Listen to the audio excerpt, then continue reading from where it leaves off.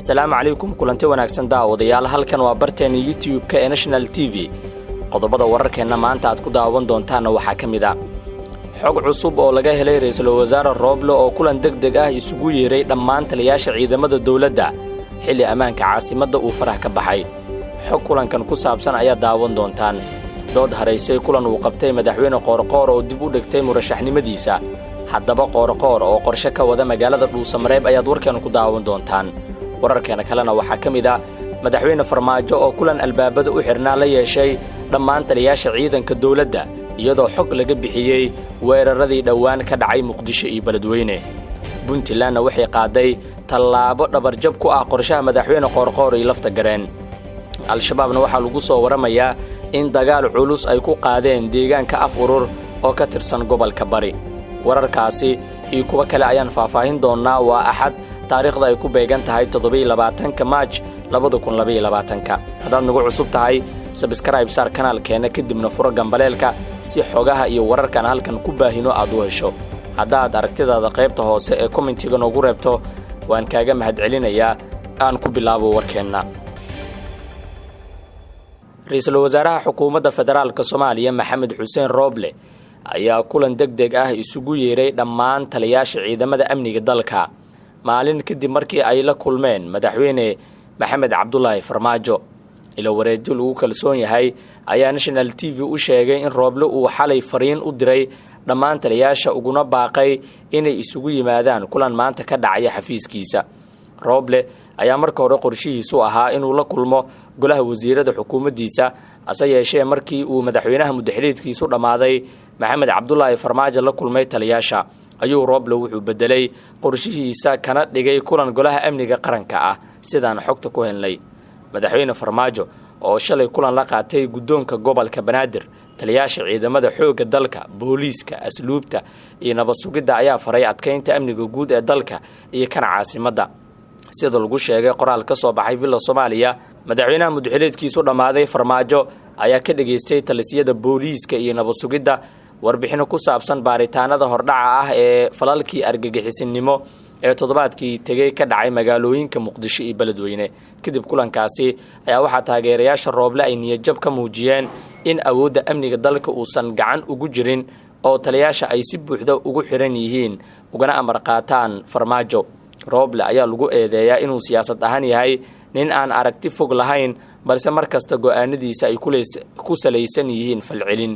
dadka siyaasadda taxliiliya ayaa rumaysan in ra'iisul wasaare Roble ay ahayd inuu isugu yeero taliyaasha ciidamada amniga oo uu kala hadlo weerarkii garoonka Aadan Cadde iyo qaraxyadii Beledweyne iyo in amniga dalka la adkeeyo balse aysan ahayn inuu taasi ku soo baraarugo markii uu Farmaajo qaaday tallaabo noocaas ah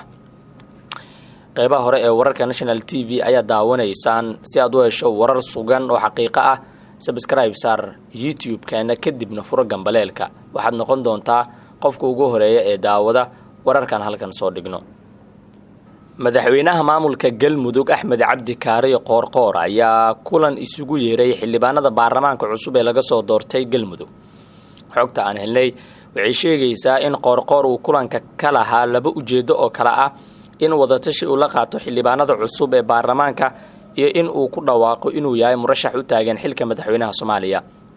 kulanka ayaa si weyn looga hadlay xaaladda amni xumo ee dalka ku sugan yahay xilligan iyo sidii dalka looga saari lahaa xaaladan adag ee kala guurka xildhibaanada kulanka ka soo qayb galay ayaa ku kala qaybsamay ajanda xaaladda amniga iyo sidii looga saari lahaa dalka amni xumida ka jirta xilliga kala guurka warku wuxuu inta ku darayaa in markii xildhibaanada dhexdooda ay ku kala qaybsameen shirka ay doodaasi sababtay in Qoorqoor uu dib u dhigo inuu ku dhawaaqo inuu yahay murashax u taagan xilka madaxweynaha Soomaaliya dooda xildhibaanada iyo fikir kala duwanaanshiyahooda ayaa loo badinayaa in ay tahay inuu ka gaabsado Qoorqoor qorshihii uu isugu yeeray xildhibaanada cusub taasi bedelkeedna madaxweyne Qoorqoor ayaa xildhibaanada cusub kula dardaarmay inay ka gudbaan tafaraaruqa dhexdooda taasi bedelkeedana ay muujiyaan isku duubni iyo go'aan midaysan waayahay maleeshiyada shabaab ayaa waa berigii saakay weerar culus ku qaaday deegaanka af urur ee gobolka Bari ee Puntland halkaasi oo ay saldhig ku leeyihiin ciidamada Puntland waxaana weerarka uu ku bilowday hoobiyaal iyo hubka fudud waxaa lagu soo waramayaa inuu waagu isugu bariyey ciidamadii kooxdii weerarka ku qaaday iyo kuwa Puntland. goobjooga ku sugan tuulada Af Urur ayaa sheegay in dagaalku uu weli ka socdo hadda meel u dhow tuulada Af Urur ma jiro ilaa hadda wax war ah oo ka soo baxay dhanka ciidanka Puntland iyo kooxda shabaab.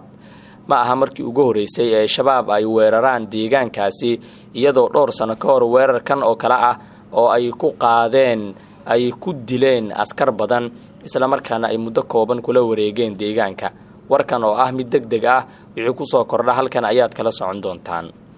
wararka Puntland intaan ka bixin guddiga doorashada heer federaal ee Puntland ayaa guddiga doorashooyinka federaalka ku wareejiyay xogta iyo galalka doorashadii baarlamaanka ee ka dhacday deegaanada maamulkaasi. waxaan uga mahadcelinayaa guddiga seat ee Puntland sida hufnaanta leh oo ay ula shaqeeyeen guddiga doorashooyinka heer federaal. sidoo kalena waxaan ku boorinaynaa guddiyada kale inay soo wareejiyaan dhammaan xogta doorashada iyo xildhibaanada la soo doortay si guddiga fiid uu fuliyo jadwalka dhameystirka doorashada ee uu dhawaan shaaciyay ayaa lagu yiri qoraal uu soo saaray guddiga doorashooyinka federaalka. talaabadan ay qaaday Puntland waxa horey u diiday maamulada koonfur galbeed iyo galmudug oo ku andacooday in hawshan aysan ahayn mid u taalo guddiga doorashooyinka federaalka iyo xafiiska ra'iisul wasaaraha toona. waxay ku doodeen in hadda kadib shir ay yeeshaan madaxda golaha wadatashiga qaranka go'aan looga gaari doono ciidda hoggaanka u qabanaysa qorshaha soo xareynta xildhibaanada iyo dhaarintooda. hase yeeshee galmudug iyo koonfur galbeed waxay iska indhatireen heshiisyadii ugu dambeeyey ee doorashada ee lagu cadeeyay in guddiga doorashooyinka federaalka uu hawshaasi u xilsaaran yahay halka xafiiska ra'iisul wasaaraha uu soo qaban qaabinayo xafladda dhaarinta xildhibaanada labada aqal. koonfur galbeed waxay qaaday tallaabo ka duwan tan ay ku dhawaaqday ama ay ku dhaqaaqday Puntland wuxuuna madaxweyne lafta gareen shahaadooyin ku meel gaar ah guddoonsiiyey xildhibaanadii lagu doortay deegaanada maamulkaasi. 14 bisha soo socota ee Abriil ayaa jadwalka ugu qoran guddiga doorashooyinka federaalka in la dhaariyo xubnaha baarlamaanka balse ma jirto wax isfaham ah oo laga gaaray dooda ay miiska soo saareen koonfur galbeed iyo galmudug oo iska diiday fulinta jadwalkaasi. wararka Puntland ayaan ku jirnaaye maxkamadda darajada koowaad ee ciidamada Puntland ayaa waxay xukun dil toogasho ah ku fulisay Maxamed Cabduqaadir Muuse Afdheere kaasi oo loo haysto dilka marxuum Bootaan Maxamed Bootaan oo ka tirsanaa hay'adda BMBF. maxkamadeynta Maxamed Cabduqaadir ayaa soo martay heerar kala duwan waxaana ugu dambeyn maxkamaddu ay dil toogasho ku riday 3 bishii Febraayo ee sanadkan. dilka Bootaan Maxamed Bootaan ayaa ka dhacay 30 bishii Oktoobar ee sanadkii 2021 duleedka magaalada Garowe waxaana suurta gashay in ciidamada ay qabtaan ninka dilka geystay.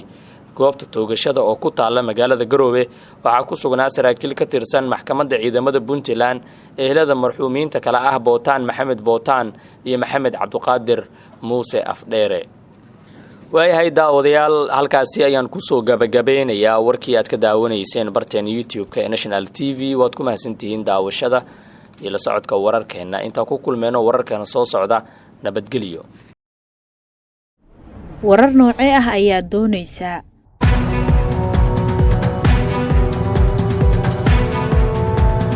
ma wararkii ugu dambeeyay ma dhacdooyinka ka yaabiya mise kuwa ku dhiirigeliya ma doonaysaa inaad ogaato waxyaabaha cusub ee socda hadday jawaabtaadu haa tahay National TV ka dhiga wehelkaaga. booqo baraheena bulshada adiga oo raadinaya National TV. Sabscribe saar YouTube-keena kadibna riix gambalelka. National TV waa wehelkaaga. warar noocee ah ayaa doonaysaa